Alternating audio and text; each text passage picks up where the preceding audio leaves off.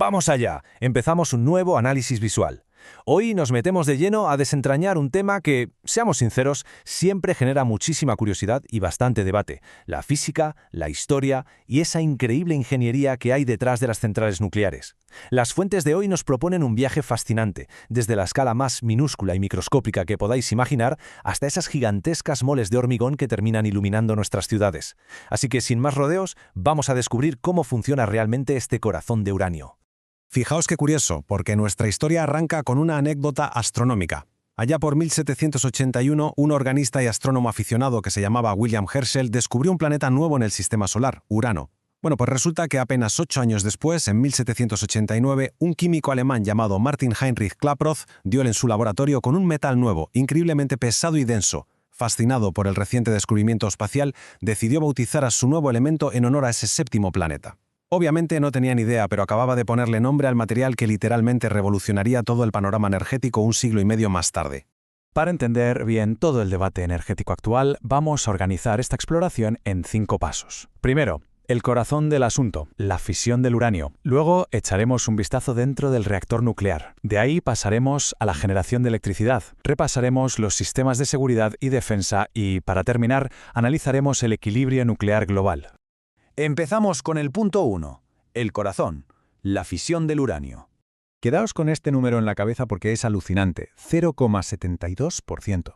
Veréis, en la naturaleza más del 99% del uranio que encontramos es el isótopo uranio-238, pero solo una minúscula, diminuta fracción, ese 0,72%, es uranio-235. Y este pequeño detalle lo es todo, porque el uranio-235 es el material fisible. Es el único verdaderamente útil y absolutamente crucial para producir energía de forma eficaz en los reactores actuales.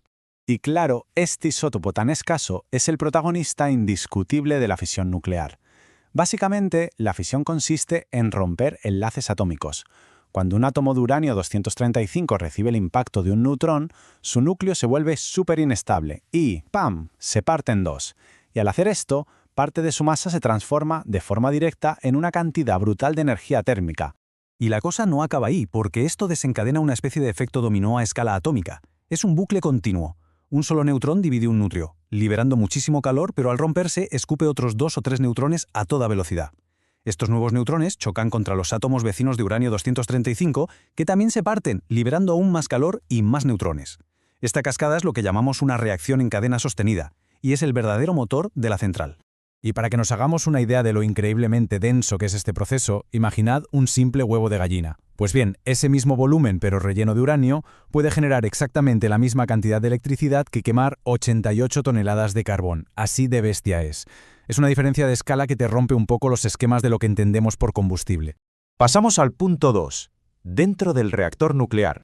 Claro, con toda esa energía suelta, el núcleo del reactor tiene que mantener un control físico absoluto para que la reacción no vaya por libre. Para ello usa unas piezas clave. Primero, mete las pastillas de uranio en unas varillas metálicas muy largas, las barras de combustible. Luego necesita agua, que actúa como moderador para frenar a los neutrones rápidos y que puedan dividir otros átomos correctamente. Y además usan un reflector alrededor, algo así como un espejo para que los neutrones que intentan fugarse reboten y vuelvan al núcleo. Pero un momento, ¿qué pasa si la reacción se calienta demasiado y se descontrola? Aquí es donde entran las famosas barras de control, que están hechas de materiales especiales como el indio-cadmio o el carburo de boro, materiales que literalmente devoran neutrones. Si cualquier parámetro roza el límite de seguridad, estas barras caen de golpe dentro del núcleo, absorbiendo los neutrones sueltos y cortando la reacción en cadena de raíz. Esta parada de emergencia total se conoce en la industria como hacer un scram. A nivel global, casi todos los reactores actuales manejan este calor, pero con 2 diseños un poco distintos. Por un lado, tenemos los reactores de agua a presión, o PW, donde el agua del núcleo se calienta a una presión tremenda para no hervir y transfiere ese calor a otro circuito secundario donde ya sí se crea el vapor. Por otro lado están los reactores de agua en ebullición, los BW, que son un poco más directos. Dejan que el agua hierva y forme el vapor ahí mismo dentro del propio recipiente del reactor. Tercer bloque, generación de electricidad. Y aquí viene lo que a mí me parece más irónico de todo el proceso.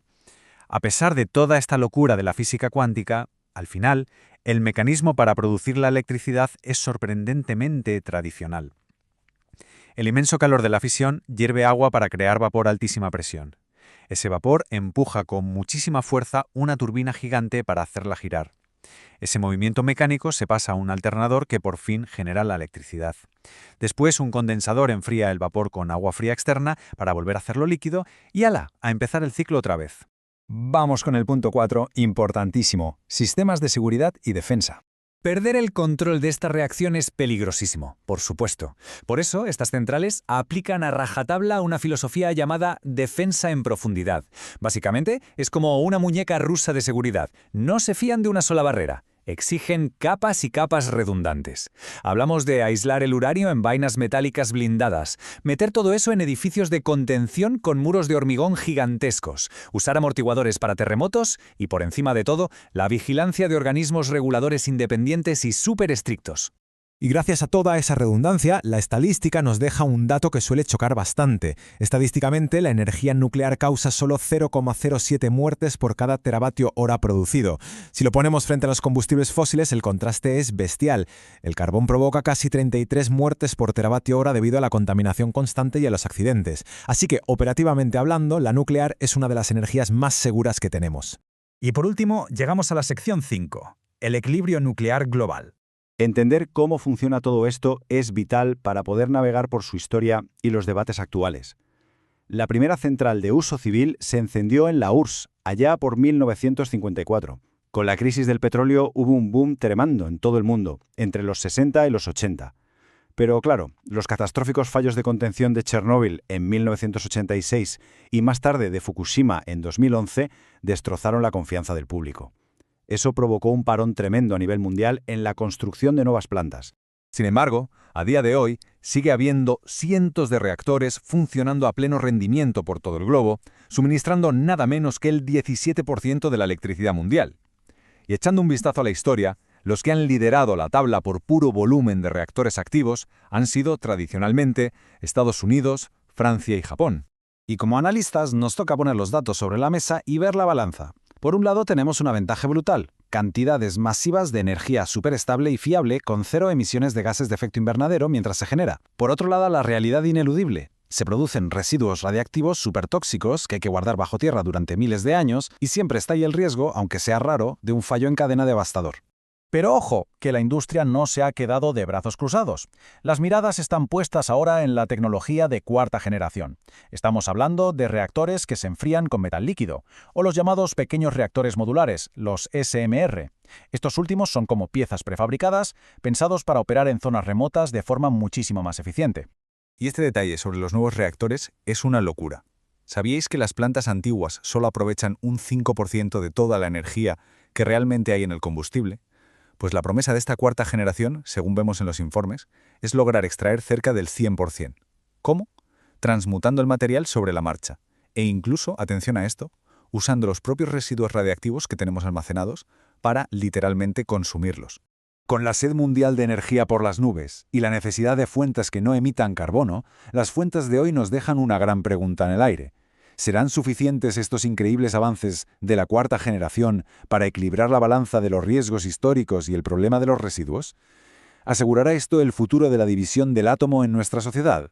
Esperamos que este recorrido os haya ayudado a entender mejor toda la física y los datos que moldean este debate mundial. Hasta la próxima exploración.